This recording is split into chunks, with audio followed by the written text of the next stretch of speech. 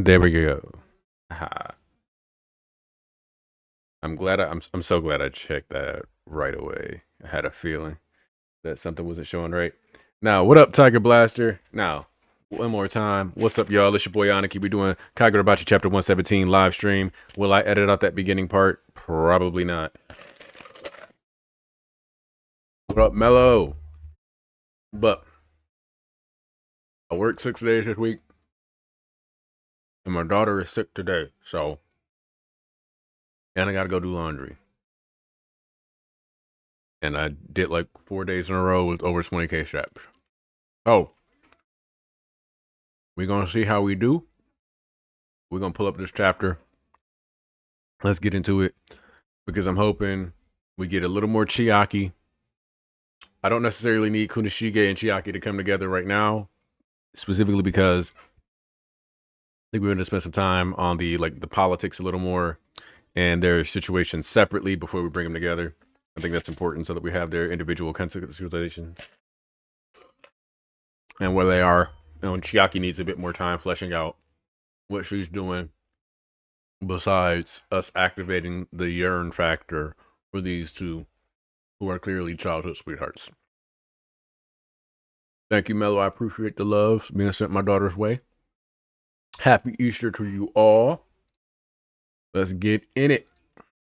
As they say, let's get it. Oh, okay. Here we go. Time to bring out the narrator voice. The gift passed down through the Soga lineage usually foretold an impending national emergency through a vision of fragmented images. It can predict the time and place of an event, but not the number of casualties, specific damage, or any other impact.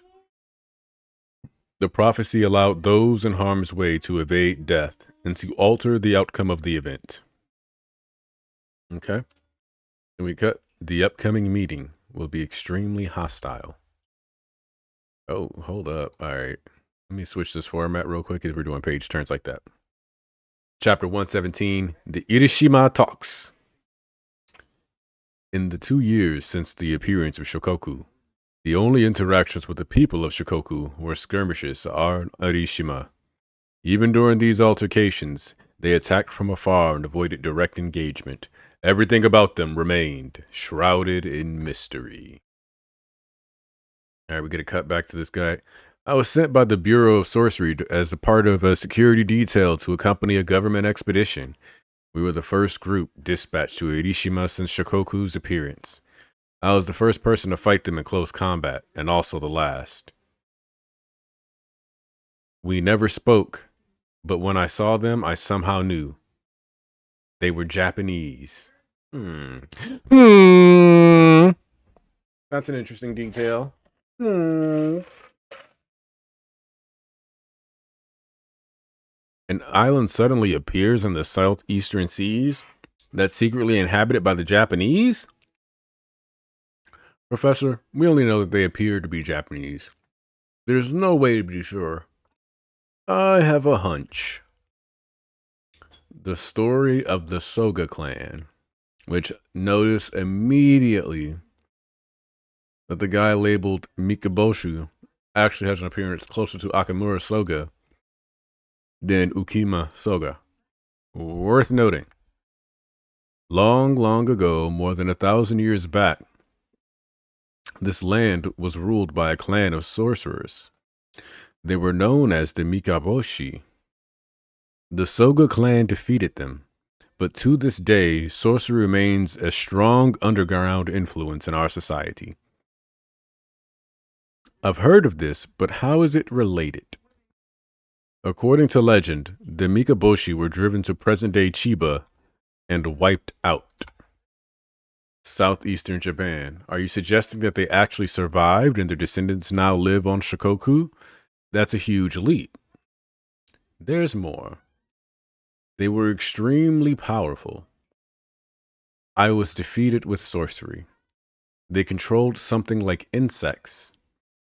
There are various accounts of the Mikaboshi, that they stand over 2 meters tall or that they have black claws.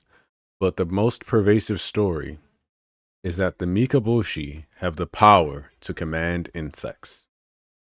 Yo, what up, anime all day?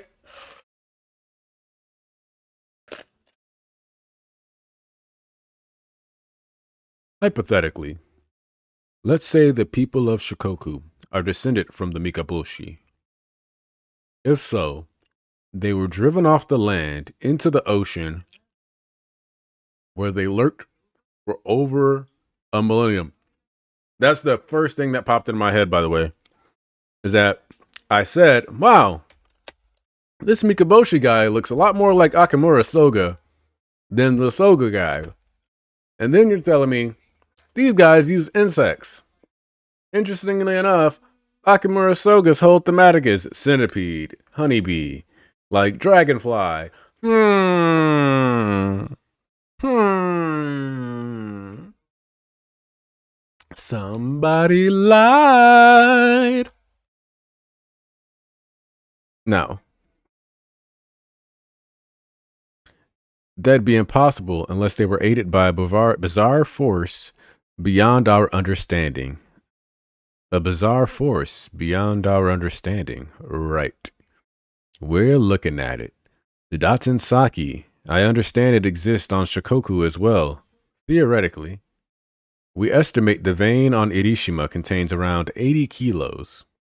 When we calculate the total amount on Shikoku based on the levels of radiation the Daten Saki emits, even accounting for the interference of the force field, there must be at least 1,000 kilos. Shikoku has 12 times the amount of Daten Saki found in Japan. Here's my theory. Mikaboshi's descendants are the inhabitants of Shikoku. Over the course of 1,000 years, they created their own civilization, aided by the Daten Saki, a force beyond our understanding. 12 p.m., the appointed time of the meeting. Yeah, that 1,000 is just constant, which could mean we're playing into a cycles or a loop thing.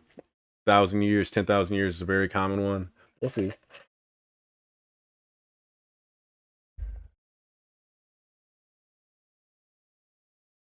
The appointed time of the meeting. The Japanese delegation arrived on Irishima in an ironclad ship. A table and seating, how thoughtful. They aren't here yet. I see. And the letter from Shikoku. Yes, this clinches it. It's them. Mikaboshi. And with that knowledge, the government intends to proceed with the meeting? Yes. The prophecy warned that they would be hostile. Nonetheless, that's all the more reason to forge ahead. Be careful, baby. What you doing, baby girl? Okay, you're good. If we refuse to talk, the only path left is war. Smart. On behalf of the Sorcery Bureau, the best we can do is send the strongest defense detail we have. It's time, isn't it? And then you see bam. Bada bada bada bada bada. Bada bada bada bada bada. Exclamation point. I'm sorry, but I will be leaving Tokyo. The Mikaboshi, Shikoku have monopolized the Daten for ages. Now a geological phenomenon has caused it to surface on Japanese terrain. Perhaps the Daten is holy to them, and they don't want Japan to have it. There are various possible reasons, but at any rate, a clan that was once abolished has re-emerged wielding tremendous power. Go ahead and shift that a little bit. Yep. It is not sweet. What? Based on the aggression we've experienced on Irishima. Yeah, bro said I'm out. I'm out. Based on the aggression we've experienced on Irishima, it's clear why they've come. It looks like something's busting out of the water. All right.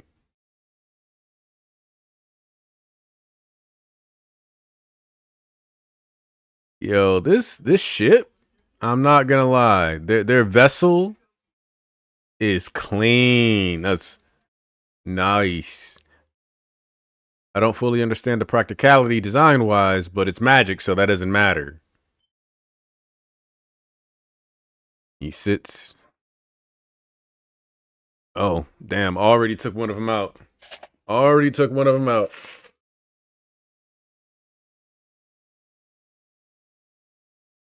Hit him with the have a seat.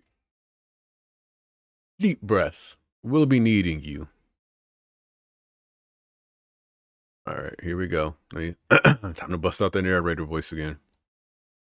Shikoku issued the following demands. Japan must hand over Irishima. Japan must relinquish the Datansaki extracted from Irishima. Moreover, Japan must cede Chiba, Kanagawa, and Tokyo, areas that could yield Datansaki veins in the coming millennia.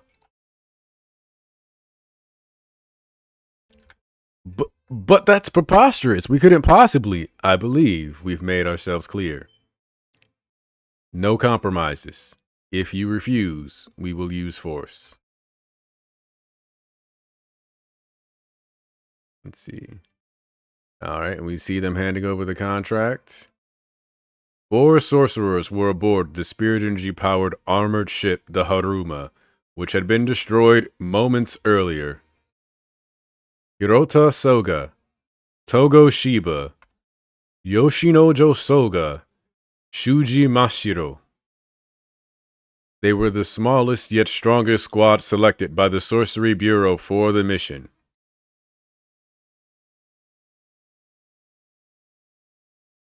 Oh, go home, please. And we see Shiba got all of them out. At 12:02, the talks dissolved due to a preemptive strike by Shikoku. Thus, the battle on Irishima began. Man.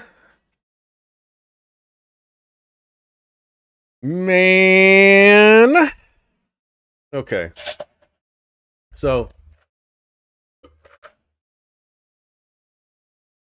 this is an action series. So, we were going to get a fight eventually. The way we got to this specific battle, it makes me hard. I love it. It makes me hard. Now, the reason why, though, is because in every action series, especially one like Kagurabachi that has been very action oriented, you look at this as like a volume, and it's very important for a series that hasn't taken many breaks for action, for the sake of not doing massive reader shock, to still find a way to like at least slip a fight or two in, even when we're doing the important stuff here. And now, yeah, see, and that's the other thing, right? Is that their demands are so extreme that it's like, okay, they, they can go ahead and justify fighting back here. But you also understand that what they're doing is basically saying, hey, y'all screwed us over, and this is our material. We don't want you using what you already did before to screw us over. But this does mean that the arrival of Shikoku was deliberate.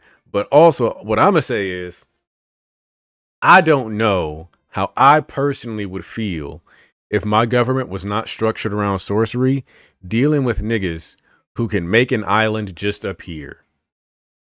Because that by proxy means that they can also make an island just disappear. So, this battle right here, nigga. Look, last week we talked about bitch niggadry, right? We had a discussion on that. I was there, you were there, good times. I think this week we're gonna have to talk about real niggadry and the benefits of standing 10 toes. Because as you can see, Tokyo being the center of Japan, one of its most important capitals, along with having these four people stand on there. What's more is if you know that you have opponents who can leverage a weapon that you don't have an understanding of, a resource that you do not have access to, and you still go into battle because you're going to assume that they're going to do something hostile. First off, having Togo Shiba there. Togo Shiba, the man who, as far as I'm concerned, his ability is actually just particle acceleration. I know some people think it's teleported. I'm a particle acceleration in theory. I think most people who like are like really deep into like the weird sciencey stuff and like really like to look at panels notice that there's like that motion blur in a lot of his stuff. So I think we can see. But like Shiba said go home, and then he added the please, after the pause. That's courtesy, because what he's really saying to you is right here, right, is y'all blew up our ship 30 seconds ago. We just showed up after we let you finish talking. If I wanted to put your ass in the dirt, I could have done it as soon as the ship got blown up. And if I'm moving like this, I probably could have slid on your ass beforehand. Do not get this shit twisted. You destroyed a ship. I'm how we move, nigga. The ship was decoration. I, Togo Shiba, am how we move. And there's power in that, right?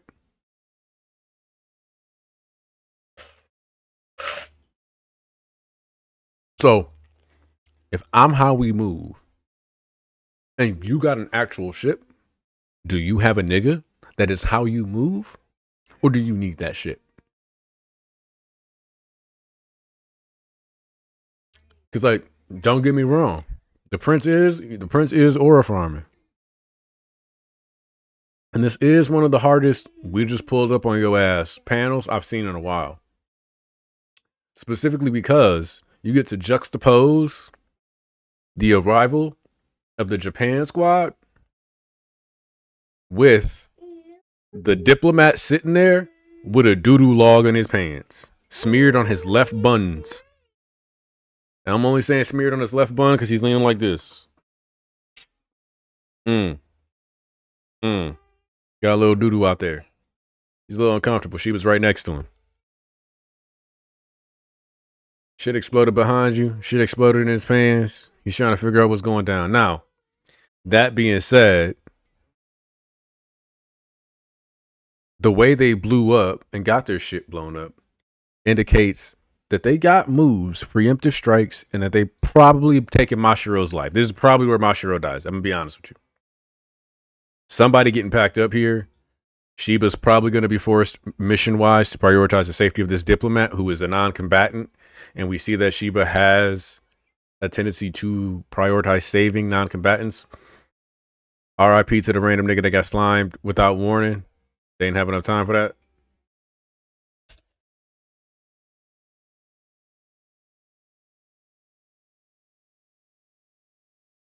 So, yeah, they got to lose this fight.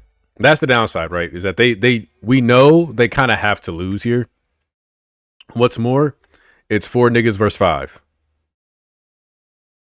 It's a 4v5. They have the Datsensaki.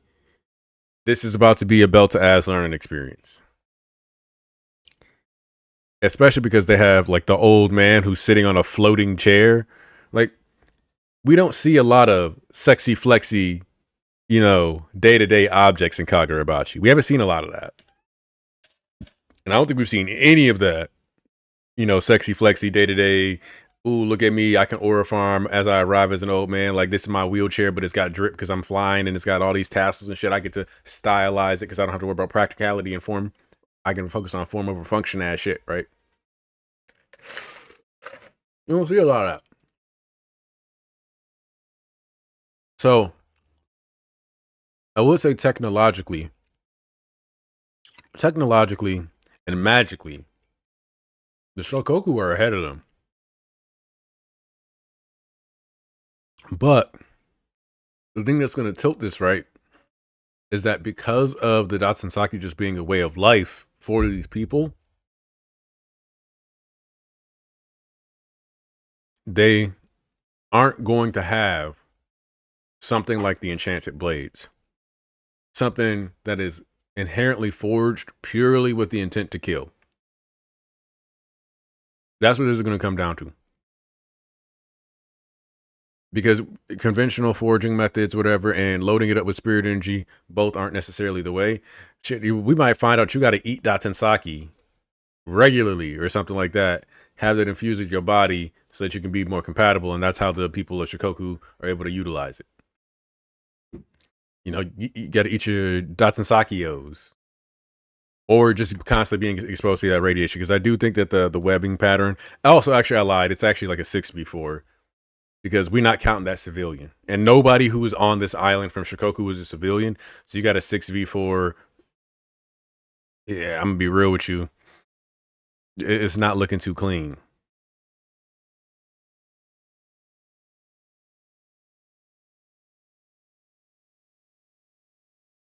Yeah, and that does look like Soga Akamura does look like he's got the Japanese imperial flag. It does make me feel like at some point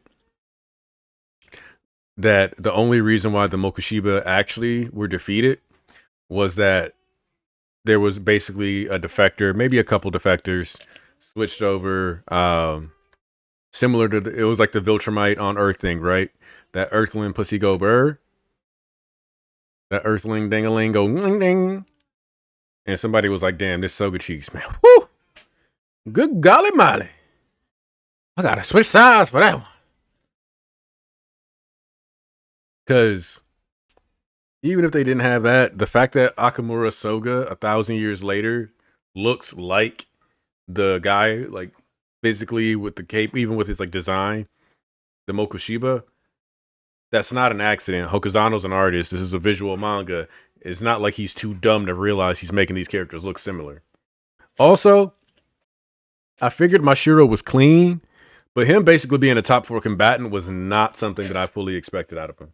It kind of, it makes sense. Soga's one of the, like, Shiba's one of the greats. Greats hang out with greats. That's usually how it works in these series, but Shiba doesn't seem like a person who would necessarily power scale his homies. So, but nah, he's one of the best too. Now, what that gap looks like is different. Also, another detail, Shiba's the main reason they lived here. And this solidifies for me something that I think is just like quietly never talked about, which is why wasn't Shiba given an enchanted blade? And I think what that comes down to is that Shiba's base sorcery, maybe not on the level of like obviously Akamura, but Shiba's not been around for a lot of enchanted blade battles. And I think that is partially because his base sorcery is kind of on par with like nothing you can get out of an enchanted blade, despite how powerful they are fundamentally as broken as Shiba's base sorcery. Like if Shiba's sorcery is truly particle acceleration, like you cannot take like he can't afford to lose that ability. It's just too powerful. It's just too powerful. So yeah, that's so you got to think like obviously we keep seeing Shiba spam like fall damage on people, and we've seen him stomp a nigga's toe into the dirt. But eventually we're gonna have to we're gonna see more, right? Whether it's him accelerating, letting go of things, and then all of a sudden you have him basically turning things into bullets. Like it's the second user quirk, something like that. We're gonna see more out of Shiba, and it's gonna be nasty. Um, but I will say the lore head in me, the lore nerd in me, is a little sad we didn't get any Chiaki, any Kunishige. Um, like stuff like that. But that's just the case of like, oh, I wanted this. Like, this is like saying, oh, I wanted a ribeye, but I got a New York strip, right? Like, I'm still happy. I'm still happy. It's still steak, baby. It's still cooked right. And fuck it, bro. Like Sheba said, go home. So what I'm hoping is that, and this, and I know for some people, they're gonna be like, "Oh my goodness, no, don't say that." Not people who watch me typically, but I don't want the next chapter to immediately be like, "Man, we pulled out the swords and started fighting, and we just start chopping each other up." Woo woo. I need there to be like at least a couple more pages of dialogue. Really sell why this conflict has to get nasty, especially because, like I said, it, I don't see Mashiro making it out of this shit alive. I don't see either of the two Sogas making it out of this either. In fact, the only sorcerer from Japan that I see making it out of this conflict is Sheba. Like I said, he's saving this rando because he's a diplomat. He didn't sign up to die like that.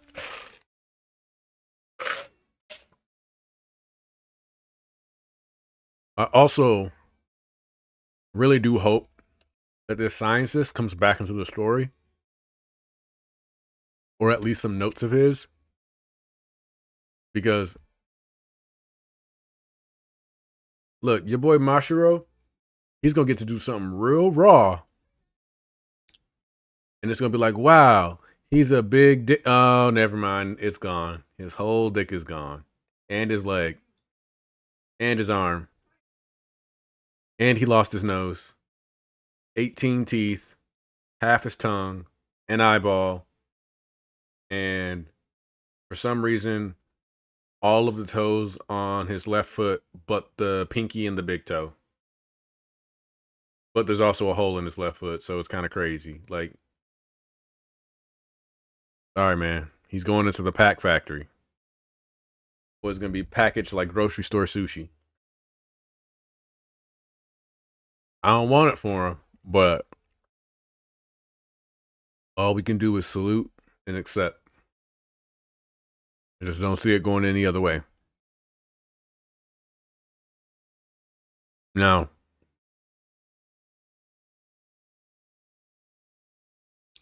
like, yeah, I just this Soga Clan Mikaboshi thing genuinely feels like a misrepresentation of history, which I'm kind of excited for because that means we have the opportunity to get another flashback.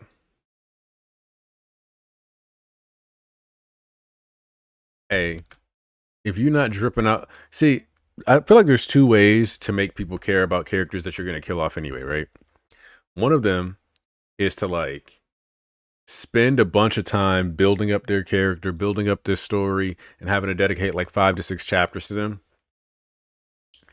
The other one is to give them a nice character design, station them next to people that we already care about, have people, kind of get invested in their dynamics and their friendships.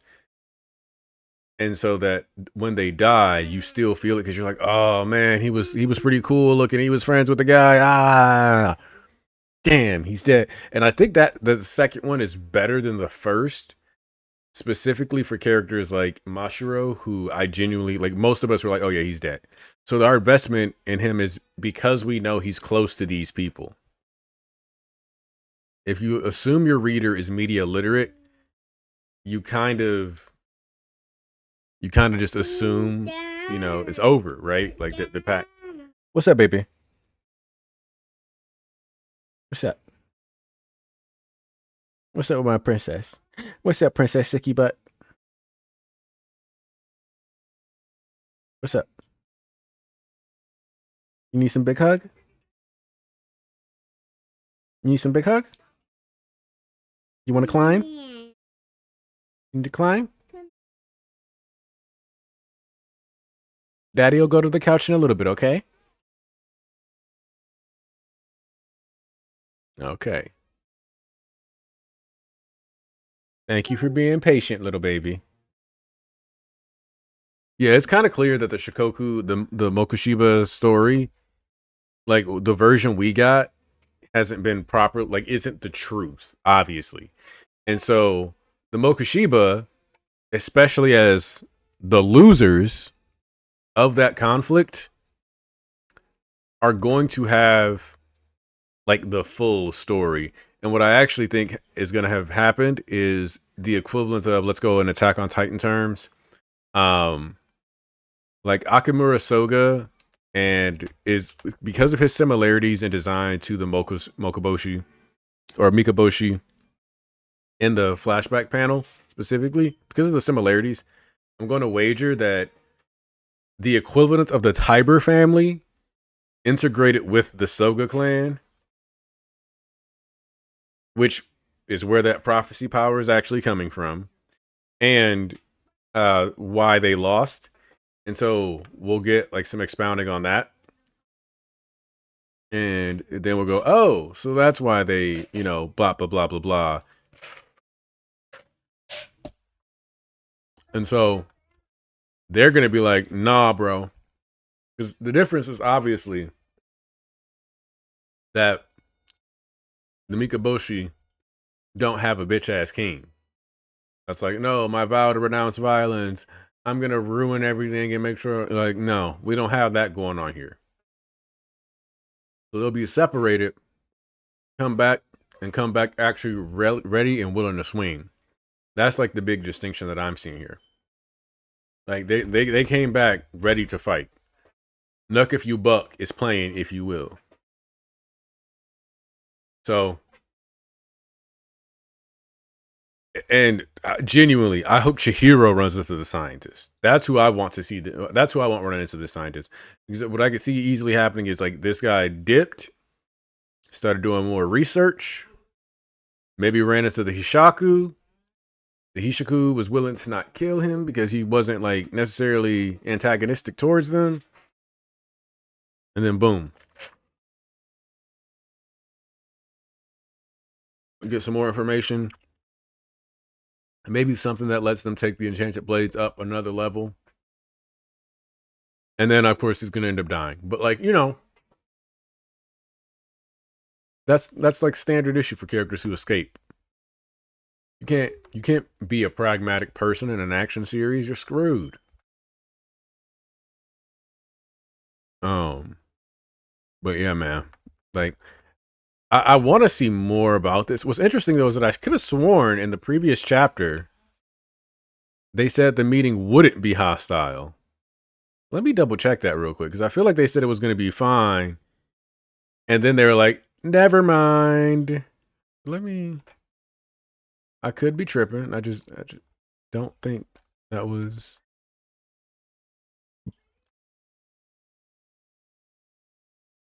What's up, little baby?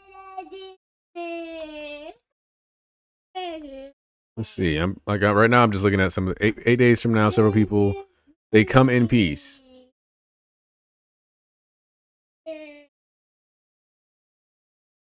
Oh yeah, okay. That was for the invite to talks. There we go. Yep. It was like, oh, they're gonna be peaceful to deliver the note, but the note is to invite you to death. Crazy. But I actually like this because it shows exactly what they were talking about, kind of with like the incompleteness of the prophecies and how like you can see one thing, but it quickly turns into another. And so she was like, "Yeah, this one is gonna have people being nice. The next one, not so much." Which means in reality, like the first one isn't really peaceful either. But I will say that this is another one of those complicated situations where it's like, well, this clan.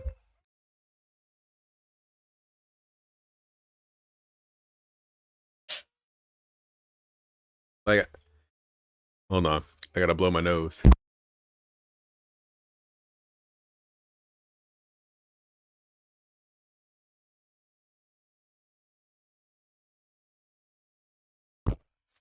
But yeah, I'm not gonna say they got like set up, but it does go to show like why you can't truly rely on powers of prophecy, and instead you kind of gotta, take what you can from them and then, move forward from there. This shit is tough. Yeah, yeah. I double checked, and it was the first prophecy is them dropping off the letter, and then it turns into like the second prophecy we got this chapter.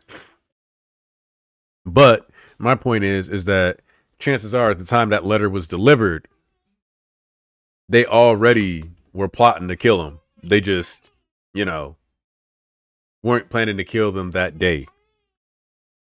So the prophet, like if the prophecy had been able to detect like full context, it would have been like, oh, they're coming this day to send a letter to tell you they're going to kill us. They just want to say it to our faces. So it's like, yeah, seeing like days without context really can have you going down a whole different rabbit. Like they were smart enough this time, and like they were like, oh yeah, this is for sure going to be hostile. Let's send 4 people. Because what's crazy is if you think about it, they could have.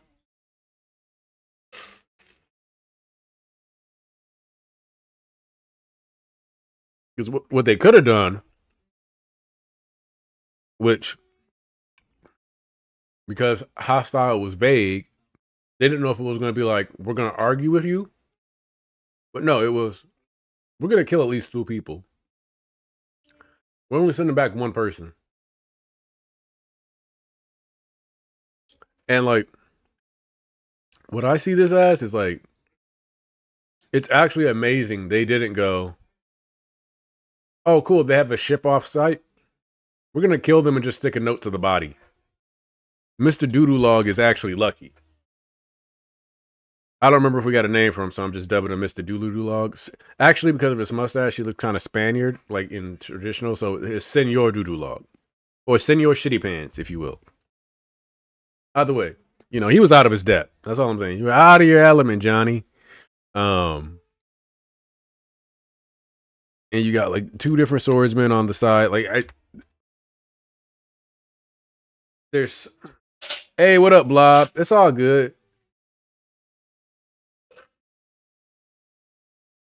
See, my guess is actually that 1, because it was 1,000 years ago, they were probably shitty people. Like, I still think that like that previous conflict from back in the day is almost guaranteed to just be 2 evil people telling each other exactly like.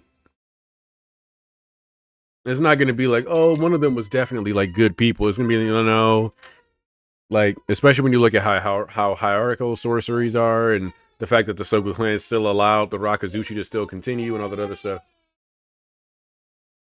I think that had shock.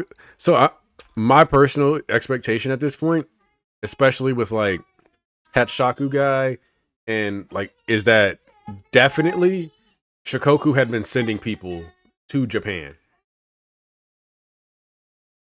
I think that Shikoku had sent people back before. Because if you can make a whole island appear and disappear, and you have these interesting as breast tenderizer ships, and you might be wondering why I'm calling this ship a breast tenderizer, but like when women are like breastfeeding, they sometimes need to like massage their breast to like help them out.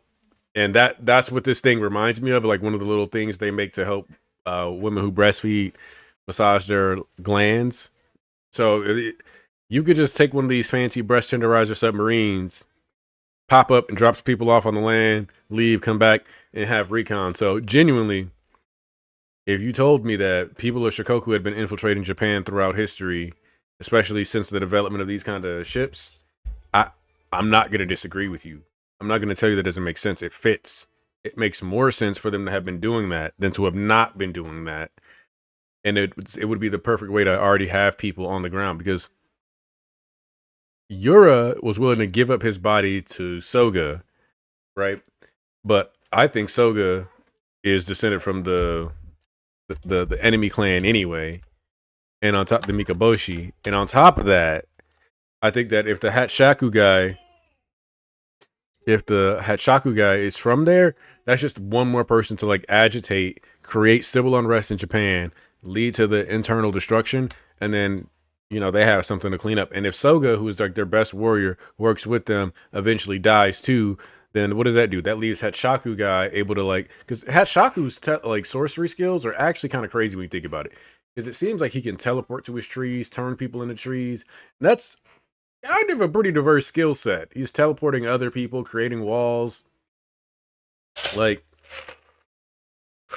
the guy kind of does a lot. And so if he's actually a Shikoku person, maybe, like I said, they've got Datsensaki in their veins that would kind of explain the.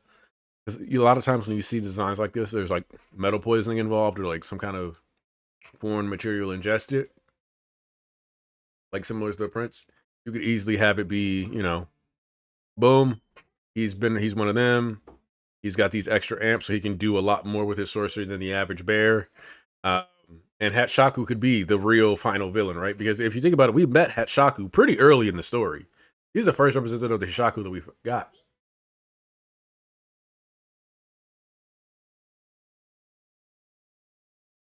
So yeah, like I think that to me, it's looking more and more likely that they're all tied together, and like Hatshaku's probably gonna be like one of the final pieces towards the conflict, and like one of the final villains.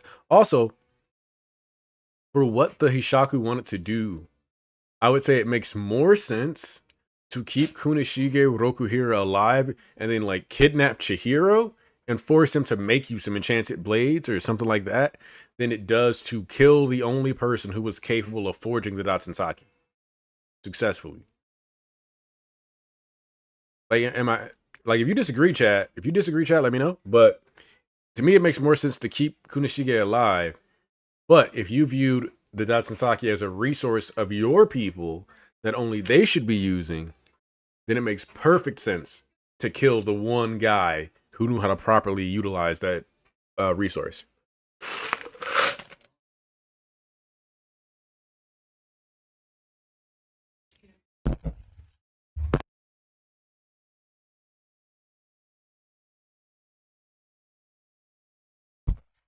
Do you see Yura being betrayed by Hatshaku? I kind of still want to see Yura being the last antagonist.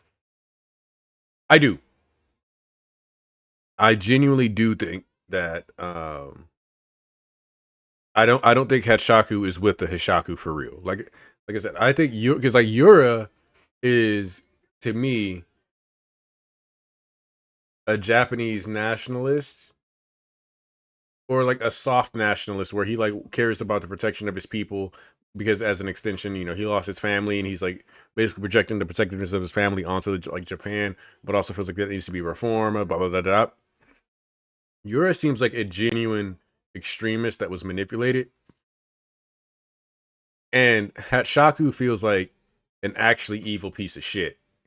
And I think that's why we never really see the two on screen together. We don't really get because we've kept like if you really think about it, Hatshaku has been kind of kept in the background. He's been protected like in the sense of like wrestling more than like any other character, where we get very little to no focus on him. So like I feel like we're not hiding Hatshaku for no reason.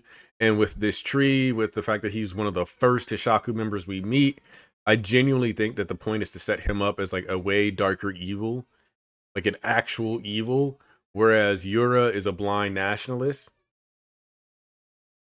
And Soga is also like Yura and Soga are too similar.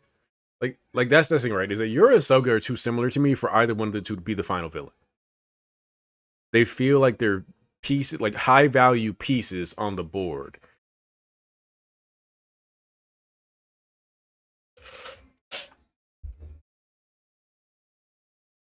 Exactly. We're calling this guy Hat Shaku because we have no name for him. We're like, this is a define. Like, we could have easily ended up calling him Trishaku. So I think he like as much as I would be cool to see Yura be the final villain. I think Yura as a final villain works specifically if Soga dies, if Hatshaku is killed. But then Yura feels like he'd be kind of a final villain in like that Sasuke versus Naruto sense, where there's just like one final big battle that's like an ideological clash, and it's less about like the organizations and all that other stuff that's been built up throughout the series. And instead, it's more like Yura just being so fed up that he's like, nah, I'm just gonna fucking take you out. I'm taking control of this. I'm doing what I need to do. I'm not sacrificing myself. Because him being willing to give his body over to Soga for the cause does not scream final big bad. He is willing to sacrifice himself. And that is one of the most important details about Yura, in my opinion. Being willing to sacrifice yourself is not considered a truly like villainous mindset. Being willing to give your body over, even though you know there's risk, being willing to like risk dying, even using the Shinichi to try to like raid the embassy, right? Whereas Hatshaku didn't show up at the raid on the Kaminabi headquarters. Hatshaku, I mean, he helped Yura show up at the Rakazuchi, didn't do anything else really. Hatshaku keeps like he's 100% playing the Shadow Org boss that just lets other people handle all the dirty work, the heavy lifting.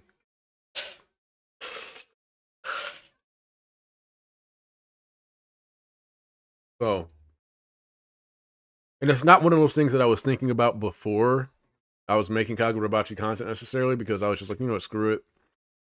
Because I didn't really have a lot of people to talk to. But like with what everything we're seeing right now, he's just too far in the back for me to like genuinely believe that he's like actually on your side. And I think Bachi is going to be like a 3-part structure. I don't think this part 2 is going to be as long as part 1 was. It could end up being as long. I don't think but it also depends on like if the Seitei War arc is considered like a true separate arc or not, or like a separate part, as in like this is the second act. We're getting all this information because from where I'm standing now, I kind of want. We don't have to get a flashback for the Mikaboshi Soga conflict, but we do need to get an explanation on it, because I think that's the thing that basically finalizes whether or not we look at Soga as like a real villain or somebody manipulated, whether we look at it, you know, all those other finer details about the characters. So,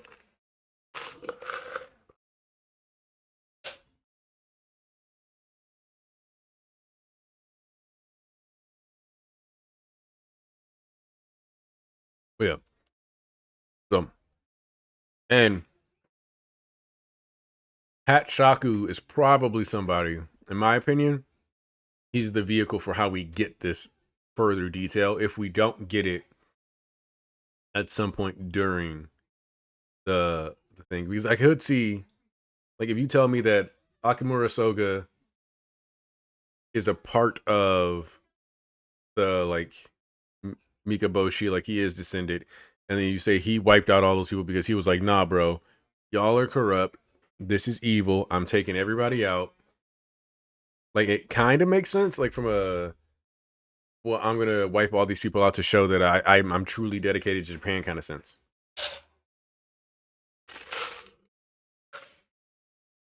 Yeah, Flamebone is another thing that I want to see explored more.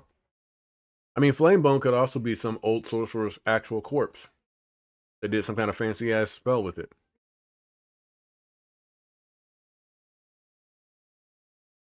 If I'm honest, I don't think you end up on an island for 1,000 years, not having a lot of contact, but really hating other niggas without getting into cult territory. I don't think it's possible.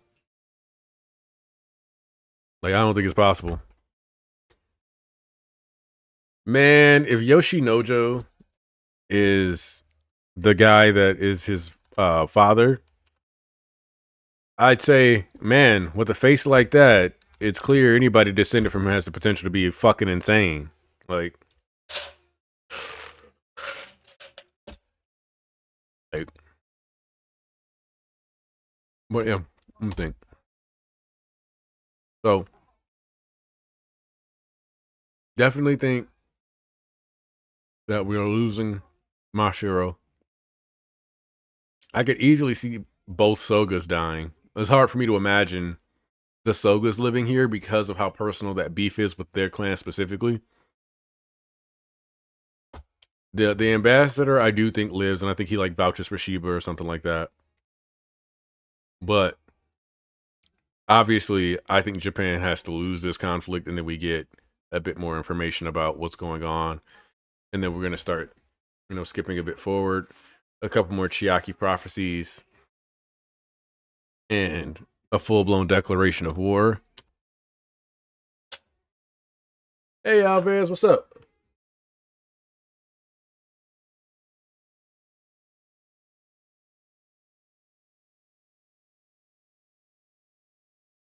Yeah, I think the extermination of the Soga clan is like an inevitability and arguably even a primary goal at this point.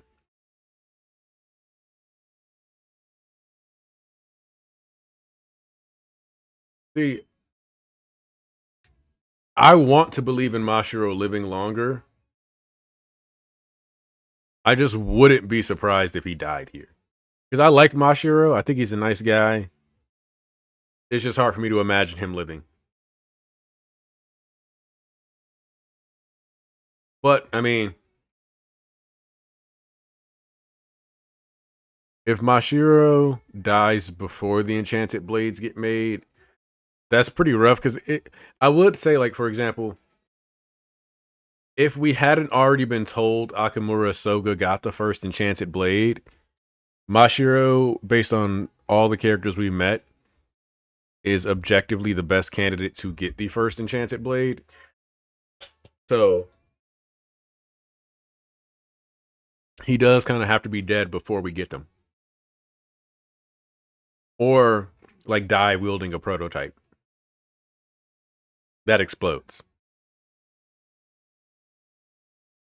And yeah, this being a war that's actually like skirmishes that are building to like we're actually going through, and it's obviously because like you mentioned it, and like I think the real big crime for a lot of war arcs uh is that they all a lot of them take place in a day. And like that's not always like necessarily a bad thing. And I think sometimes that it's like we call things war arcs when we should just call them final battles. I thought Soga got the first blade. Maybe I'm misremembering, but maybe I am misremembering. Hmm. Well, I'm actually getting close to hopping off so I can hang out with the kiddo. Okay. Wait, okay, Blob, you gotta tell me why. Okay. I thought you just want One Piece today. Marineford War. So, okay. The thing that I'll give One Piece for calling Marineford a war is that is that it does have like enough bodies thrown at it to be a war. Like the scale of it. Well, and that's the thing is that I'm trying to remember it, but I think it's also called the Battle of Edward. Let me double check real quick.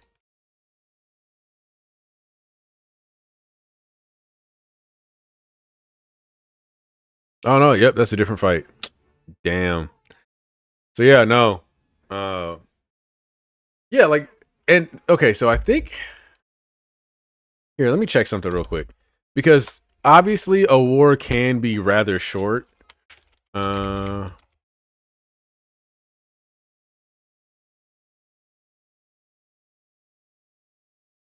so yeah, there is technically I just Googled it. Yeah, I had to double check. The Anglo-Zanzibar War was fought between the United Kingdom and the Zanzibar Sultanate on August 27th, 1896, and is, I guess, the shortest war in history, lasting only 38 to 45 minutes. Um, but like that's really just a battle. So, like, there are some pretty short wars, but I feel like those are only classified as wars because of the time, and now we would probably just refer to those as like quick skirmishes. Um, yeah, like it's like most wars that you think of are like even reading just like a brief summary of that like conflict. It's like, nah, bro, that was a quick skirmish. Like that's a skirmish. That's a conflict. That's a battle. But calling it a war, I don't know. So yeah, like calling super short skirmishes wars, I do feel like is a funny thing that happens in manga, or it's like the last war in Naruto lasts like 2 days, like 2 days total. Like even My Hero, even though I'll admit that they don't like the people in My Hero don't really refer to it as like the final war. That's more like within the fandom. They're just like, yeah, we have a big battle. And also, I'll say that like leading up to that final conflict, there's technically like a month period of people trying to do different stuff, taking control of areas, creating safe zones, and all kinds of other stuff. But like, that's also why I like the fact that like for the end of JJK, for example, is the Shinjuku Showdown. It's a showdown. They're not calling it a war. Yeah, like the last war in Naruto is like 2 to 3 days. Like when Obito, like the Great Ninja War Part 4, yeah. Yeah. We at least have like the declaration of war and basically like we're gonna have a battle. It's gonna be here, bro. Get your shit together.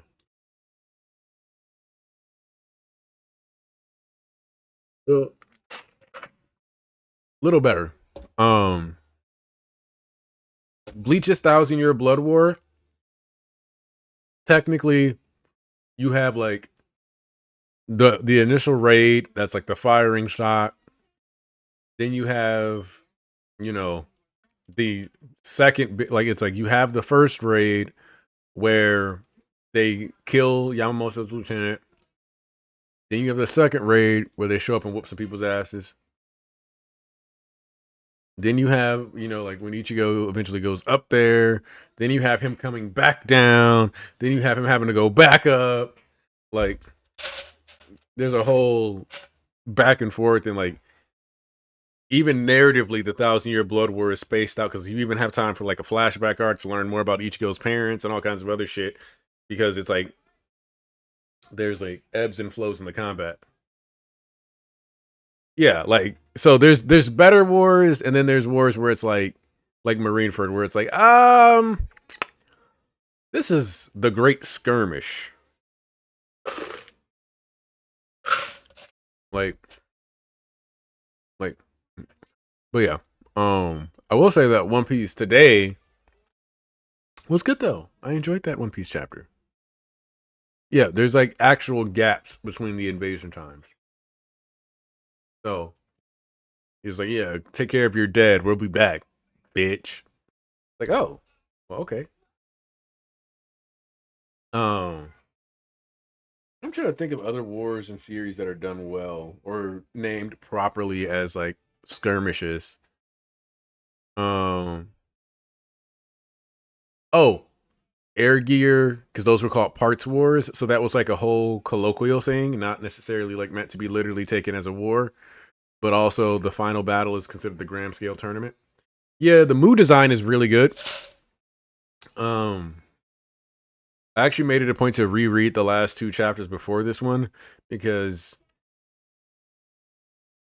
if Usopp rage baited this man into like shortening his lifespan, I'm sorry, but that's so fucking hilarious. You let basically the weakest power level person on the Straw Hats rage bait you into like shortening your lifespan. That is insane. Um,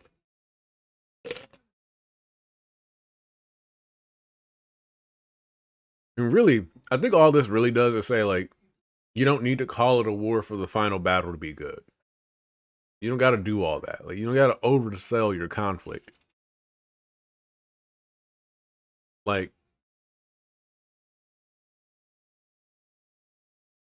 also, I think it would be very hilarious if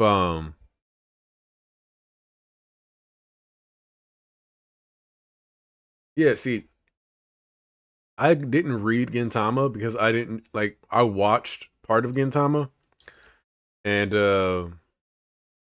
I want to read it or I want to watch it, but I don't. Some of these the like 2000s anime where it's like this is a heavy action series, but then it's like got a comedy front load. But if I don't find the comedy that funny, then it's really hard to see it through. Like that's my biggest issue with Katekyo Hitman Reborn. I've looked into that series. I've tried to like I watched like 24 episodes, and I was like, bro, get me to the mafia shit, man. This is getting ridiculous. Like Yozakura family has like a similar issue, but I think that has like, but I think it has a little better stuff in that regard. Like there's a little more early action and stuff to keep you at least interested for when the comedy falls flat. But I gotta respect that writing style just off the fact that you're, especially in like a magazine where you're publishing week to week. Um, you're basically hoping that people find you funny enough that you can tell your other story. And I always wonder if that's like a Trojan horse where they're like, okay, I'm gonna try to like do this funny stuff, try to be silly. That way I'm not like, because I've read multiple chapters of Roboco here and there. Roboco has never made me fucking laugh. But gag manga are held to different standards than like action series manga. And so if you start off as like, oh yeah, like we're a gag manga, you get put under a different umbrella of expectations. You get more time to like flesh your shit out, and then you can start doing your cool shit. It's just about Trojan horsing effectively. So I can respect that.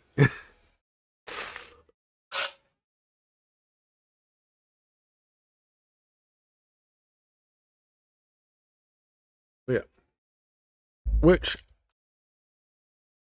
Gintama confuses me just a little bit because I was pretty sure it was a Shonen Jump series, but then it's like I don't think you can read it in the vault. Maybe I can. Let me see. Wait. Yeah, for some reason it's not in the vault. Hold on, let me see something real quick. Let me double check this. Why is Gintama not in the vault?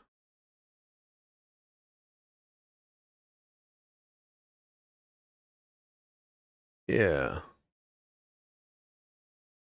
so weird. Ah, that's why. Okay. Because I knew it was in Shonen Jump, so I was like, man, why am I never able to?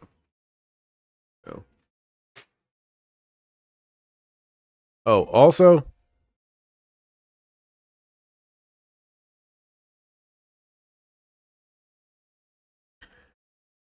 I've been doing door to door sales. I'm gonna tell you this now, bro. That shit is a young nigga game. That's for young niggas, bro. Like people be like, "Oh, you're 33. Like that's young." No, nigga. No. Like like that shit is for people who are like 20 years old. Like if you're under 25, go do door to door. If you're not, I was outside in the rain for like 6 hours the other day. Nobody let us in their house. It was crazy. Man, I was doing sales on like Tuesday or Wednesday. I ended up in a trap house. I'm pretty sure somebody came over to buy some drugs while we were in there trying to sell internet. It was crazy. It was crazy.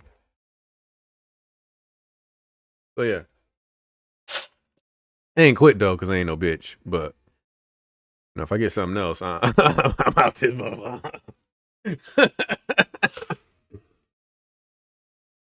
Like,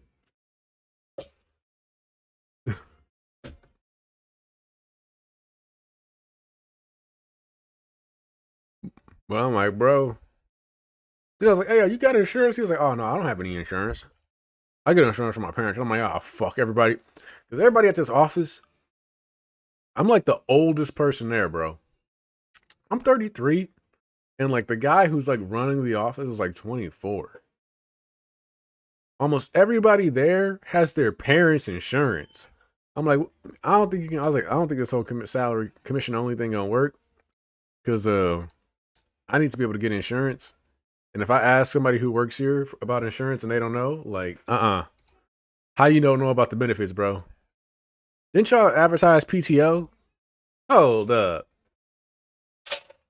It said PTO. How am I get PTO if you don't even got a base salary? That don't make sense. How am I supposed to have PTO if we don't even have a base salary? What are we doing, man? What are we doing?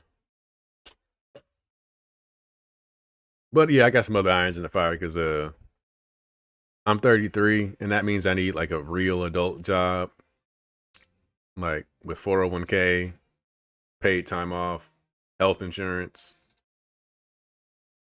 Because you got me fucked up. You got me out here doing 20K steps a day and only 2 niggas answer their door.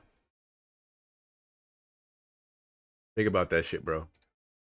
Knock on like 60 doors, sell to 2 people. And the other 6 niggas who answered the door just told you to get the fuck out their face. Insane. But respect to the niggas who do that shit, bro.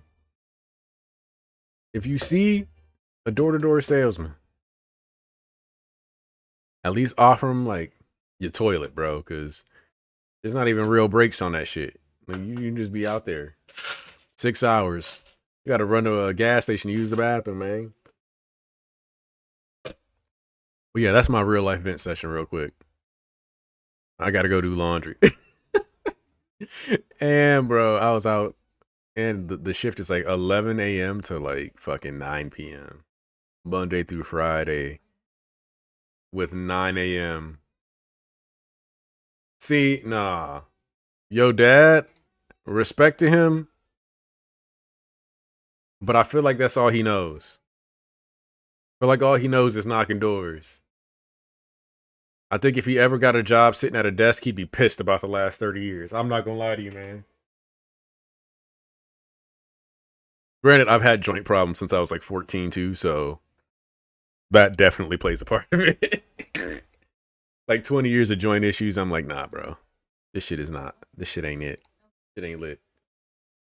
If you wouldn't sell drugs, you probably wouldn't want to go be a door-to-door salesman. I'm gonna say that. Those are the same niggas. Anybody who's happily door-to-door can sell drugs in a heartbeat. That is insane. You know what? Actually, your dad is in his 50s. That nigga is trying to feel young again. He gonna roll his ankle like 2 more times. He gonna be like, all right, nah, bro.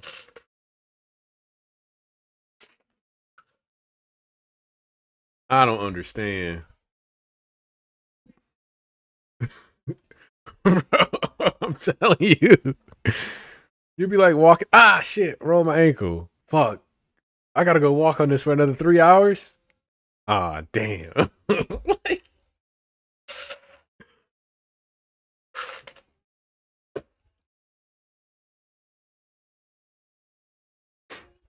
but yeah. Yeah. Because it's for young niggas, bro. Young niggas.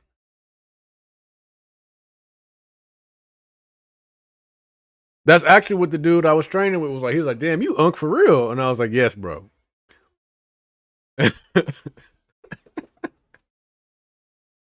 Like, when I did track in high school, there was like a clip of me getting ready at the start of a race. And in that clip, I'm wearing knee braces. Like, I was wearing knee braces on both legs at 16. Not because I had an injury, but because my knees was just like, hey, bro, I hurt regularly. Give me some support.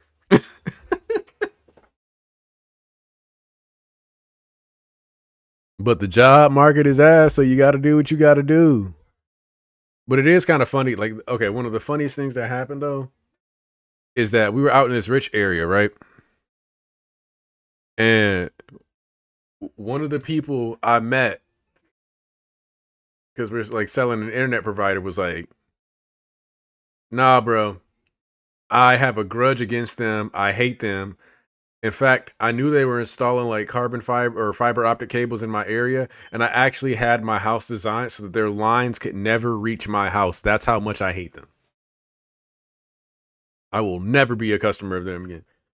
One person we were talking to, she said, I don't want to waste your time, guys, because I know that it's got nothing to do with you. My husband has sworn off that specific ISP, and there are two places that he will never ever give money to again. It's that ISP and Burger King. And I was like, oh, okay.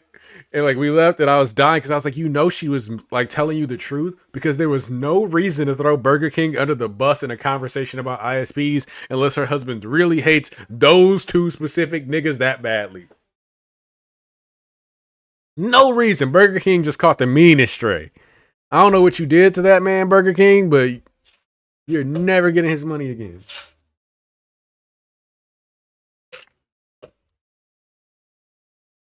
Well, so if nothing else, if I don't have a different job after this week, you'll at least get a couple more stories about the random stuff I'm seeing while I'm out here because this is it's something else, man. Oh, shoot. See, the I was mad though, because like one of the houses we went by, I was like, "Oh snap, he got the smoker out." But like the thing is like you get like an app that tells you different houses they want you to knock on, and man, this nigga, he was making smoked meatloaf, and I'm like, "God damn, this isn't the door we can knock on. I can't find a way to sneak a 15-minute conversation in with this dude to possibly get some meatloaf." Damn. There's another house we walked past or whatever. We went up to. I was like knocking on the door. He was like, "Oh hey, that's my house. I'm by my garage right now." And I was like, "All right, let's talk." And it was like first off, like his son worked for a competitor, but while we are talking to him, I was like, "Oh, are you making a like bacon wrapped water chestnuts?" He's like, "No, these are uh pheasant poppers, jalapeno pheasant poppers. So we got like a little bit of jalapeno, some pheasant. We wrapped that in bacon with cheese." And he's like pulling them off the grill as we're talking, or whatever. And I'm like, ooh. And like I see there's like two left on the grill. I'm like, oh shit, there's me and my homeboy. Is he gonna and like he's like, oh yeah, but blah blah blah. We'll see. And then he puts them both in the thing and like walks away. And I was like, no. I thought he was gonna be nice to give each of us one of them. Every now and then somebody does something nice. He gives you a little something food, a little snack. Got a bubbly water from a guy. That was cool. Shout out to Pedro. Um, but yeah, like very interesting. There's actually no. There was one house we went to, and I straight up forgot to like. I meant to call a wellness check on him. I'm not gonna lie to y'all, chat. I opened the door because it's like a multi to knock, and like I had been to this house the day before and didn't notice it. But the second day, I opened the door, and I'm like, holy shit! Like it was like so fucking awful. I meant to call a wellness check in case an old person died there, because it was also just like a really blatantly like hoarder house. But yeah, shit's wild, man. Shit is wild. Not as wild as the shit going on in Kagurabachi. See, there's my segue back on topic because that's what y'all here for, not to hear crazy stories about my life. But yeah, I'm gonna wrap this stream up. I was like, I feel like we get a skirmish at minimum a skirmish. We're gonna lose some more lives. Um, Genuinely, my biggest hope from this chapter is that we see more of the scientists at some point in the future, even if we get a confirmation that somebody like snaked his ass and killed him. But I just think that character specifically could have some serious value down the line if Hokusano chooses to leverage him that way. And I'm telling you, that Mikaboshi, Akamura Soga's descended from them, bro. There's no way There's no connection. Unless the enchanted blades are just heavily defined by that. Because I will say that each enchanted blade, except for Kumeyuri, I guess Cloud Gouger, but see, I kind of feel like if somebody else gets Cloud Gouger, there's a chance that we'll see an animal theme with that too. Because it'd be kind of fascinating if over time, or like what it really is that like the ore has different like life forms that it has resonated with, and that leads to partially influencing how the power is presented, right? But that's just like a small theory that's like bubbling up. We'll just have to see more of what the enchanted blades can do. But like having one that's because it also just be like tied to your bloodline, right? See, that's the thing. I don't think that the Soga clans actually killed the Mikaboshi. I think some Mikaboshi defected and like basically got betrayed, isolated, and removed. I don't think they were actually killed. I think they oversold their achievement to create a better sense of stability. Basically, out of sight, out of mind, make people think that they actually killed the Mikaboshi, when in reality, it was more like an agreement and a betrayal from other Mikaboshis within the clan. That's how I think that's going down. I don't think that they actually defeated them. I think the Soga clan is on fraud watch. Not that they're not powerful, not that they're not strong, but I do think that there's a fraudulent premise to the assumption of power within the Soga clan. So that's what I'm gonna leave y'all with as a thought. Um, Remember, if you go door to door, be nice, smile. Uh, if it's raining, sometimes people will be nice and they don't want you to be soggy. Uh, Appreciate everybody who came through. I should have no issues being back on Sunday. Let y'all know how things